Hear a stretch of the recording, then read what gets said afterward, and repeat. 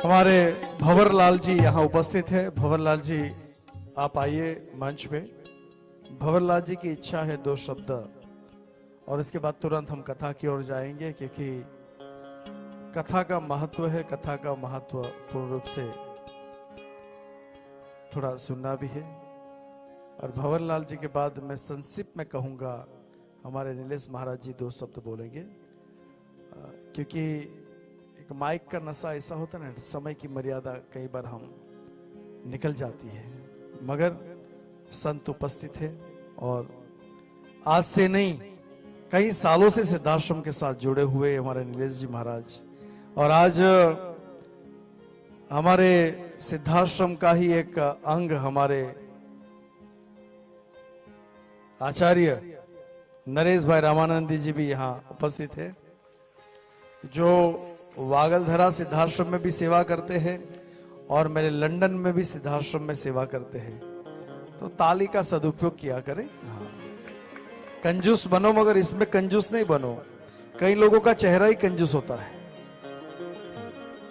तो आइए मैं भंवरलाल जी से कहूंगा। भंवरलाल जी से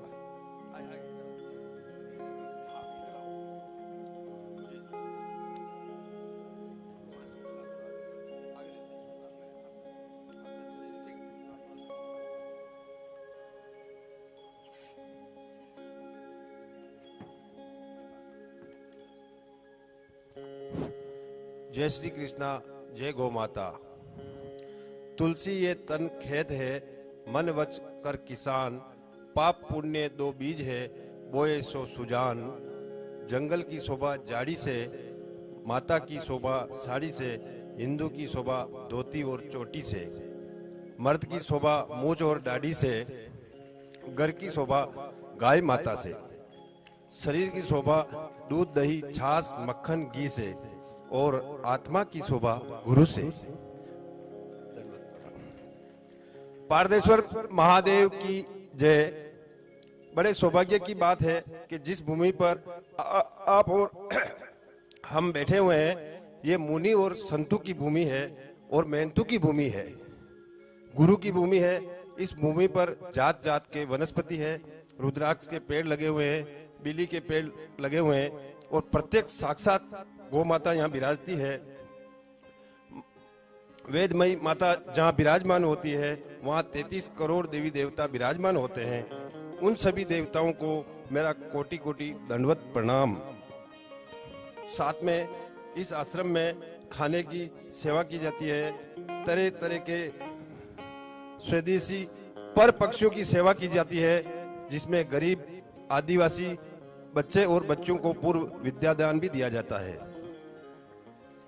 इनको ये सब भागीरथ काम जिस महान माता पिता जो स्वर्गीय मधुबेन परमार और पिता स्वर्गीय केशव भाई परमार के आशीर्वाद से जो पुत्र रत्न दिया है, उन माता पिताओं को मैं बहुत बार दंडवत प्रणाम कोटि कोटि वंदन करता हूं। मैं इस वागलधारा की पुण्य धरती पर एक देव जन्म दिया है। उनके माता पिता के अंश से श्रीमान परम पूज्य आदरणीय गुरुदेव श्रीमान राजेश्वर जी गुरु महाराज को मेरा सत सत कोटि कोटि वंदन दंडवत प्रणाम।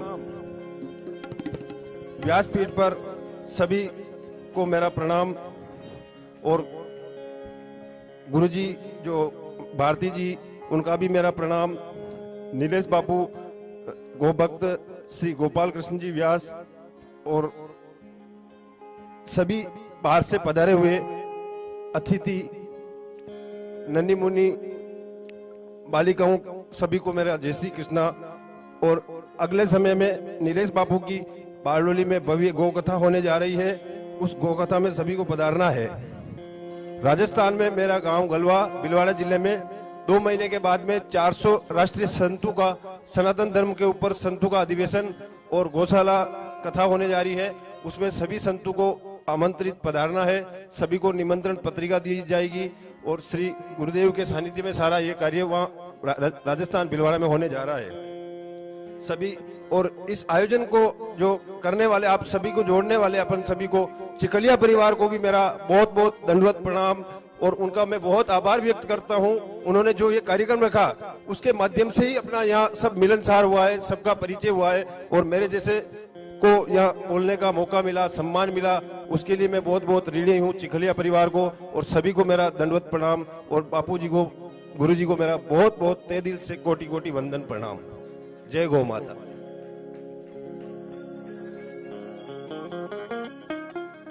आदरणीय नीलेश बापू को मैं निवेदन करता हूं अपना संक्षिप्त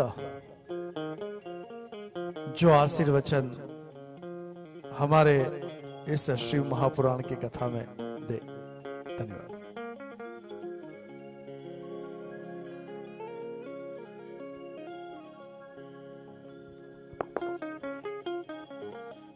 बोलो गौ मात की, भारत मात की, सदगुरु भगवान की, हनुमंत महाराज की। बड़े सौभाग्य की बात है इस पवित्र पावन धरा पर जिस संत ने जन्म लिया है तो उनको मेरा प्रणाम, साथ में उनकी माँ को, उनके पिता को मेरा दंडवत प्रणाम।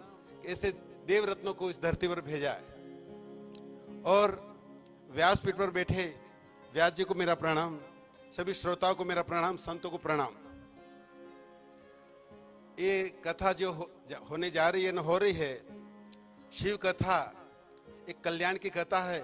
मैं वक्ता होते हुए वक्ता की बात नहीं करूंगा, मैं श्रोता बन के आया हूं।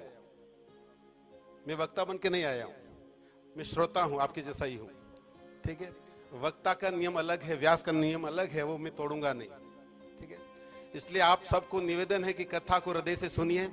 समय ज्यादा नहीं है, बात तो बहुत है, पर मैं कहना नहीं चाहता हूं क्योंकि समय की मर्यादा का पालन मुझे भी करना है। थोड़ी सी जयकारा कर देता फिर मैं विराम कर देता हूँ। गौ माता को हृदय से पुकार करना है और शिव जी को जो दूध आप चढ़ाते हो तो सुबह 5 और 6 के बीच में जो दूध निकाला जाता है गौ माता का, वही चढ़ाया जाता है। बाकी दूध गौ माता का शिव जी अर्पण नहीं करते, नहीं लेते, नहीं स्वीकार करते। 6 और 5 के बीच में दूध निकाला जाता है, वही शिव जी स्वीकार करते हैं। वो भी जो बच्चा दूध पीता है गौ माता का, उसका दूध नहीं, जब घास खाता है उसके बाद जो दूध निकलता है वो शिव जी स्वीकार करते हैं।